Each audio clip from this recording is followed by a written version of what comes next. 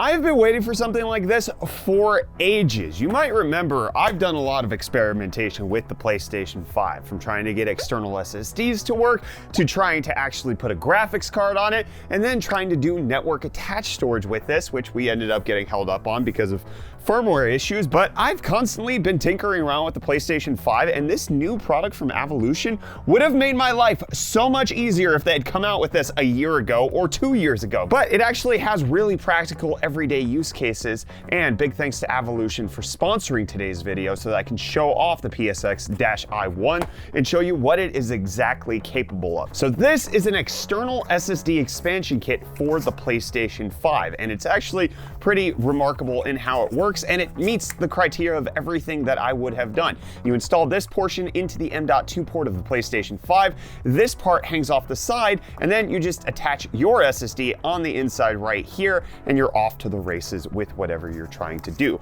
Also in the kit, what you'll find is an on-off switch for the PlayStation 5. This is completely optional, but they do include it where you can plug this into the back of the PlayStation, and then you have full control with a manual switch. They also include thermal pads, as well as a screwdriver for you to get all of this done. So it's an all-in-one kit for you to be able to attach an SSD to the PlayStation 5, which again is super simple. You lay your PlayStation on its side, you pull up from the side covers, you pop it open, and there you have access to the SSD internal cover.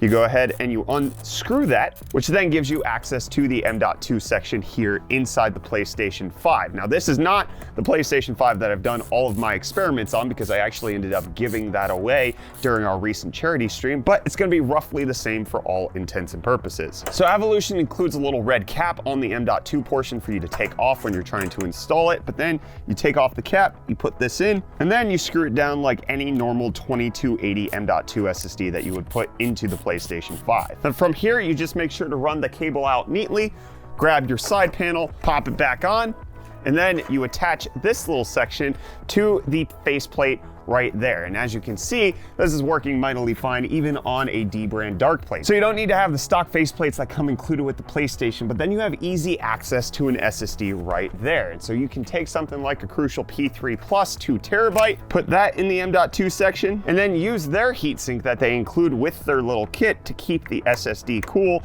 and you just latch it down like that. So now we have a brand new 2 terabyte SSD included into our PlayStation 5. We can attach the little adapter to plug it in, plug the PlayStation in, make sure it's switched to on, turn the PlayStation on, and now you can see it's ready to go. This works like any regular M.2 SSD. We can format the 2 terabyte P3 Plus, and we're getting full speed out of the SSD. Now the PSX-i1 is rated for up to 8,000 megabytes per second, so you can get full speed out of whatever NVMe SSD that you want to put into your PlayStation. So you're not going to be limited by this external capacity right here. However, you should note that this heatsink will likely get very hot because NVMe SSDs also get very hot. So it can get over 100 degrees Fahrenheit, which you should definitely not touch this while it's in operation or directly after potentially running a game off of the SSD. But where this really comes into handy, besides for tinkerers like me who might want to attach, you know, a full PCI Express card to this and have it on the outside as opposed to having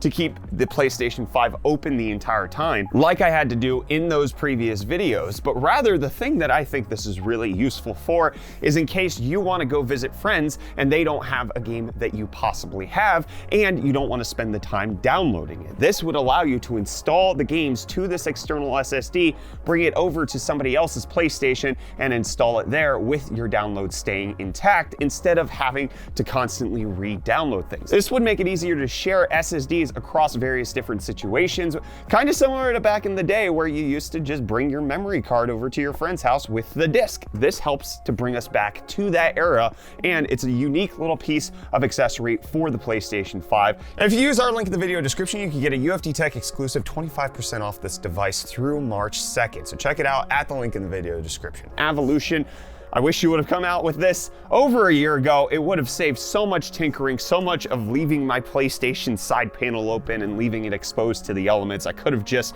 been swapping an M.2 card in and out of here. It would have been so much easier. But a big thanks for you guys for coming out with it right now, for sponsoring this video. Everybody who's watched this, check it out at the link in the video description, and I'll see you back for the next video, my friends. Cheers.